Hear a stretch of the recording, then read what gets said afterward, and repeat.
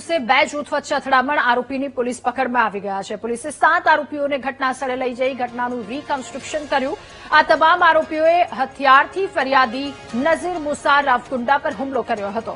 જે મામલે કીર્તિ મંદિર પોલીસ સ્ટેશનમાં ગુનો દાખલ કરવામાં આવ્યો, જેમાં પોલીસે 7 આરોપીઓને સકંજામાં લીધા, જ્યારે અન્ય એક ફરાર આરોપીને સકંજામાં લેવાની તજવીજ હાથ ધરી છે.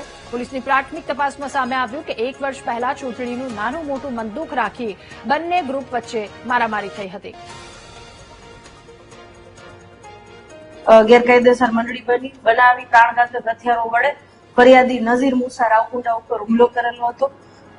આ બાબતે કીર્તિ મંદિર પોલીસ સ્ટેશનમાં ગુનો દાખલ કરવામાં આવેલો છે. ટોટલ 8 જેટલા આરોપી છે, જેમાં 7 જેટલા આરોપીની અટક કરવામાં આવેલી છે. અઝીમ યુનુસ કાદરી, સમીર યુનુસ કાદરી, શકીલ યુનુસ કાદરી, ઇમ્તિયાઝ સિપાઈ, એઝાઝ નાલબંદ અને યુસુફ ફારૂક મુરી, આ 7 જેટલા આરોપી પકડાઈ ગયેલા છે અને એક આરોપી હાલ પકડવાનો બાકી છે, જેની બાબતે પોલીસ સ્ટેશનમાં તપાસ ચાલી રહી છે.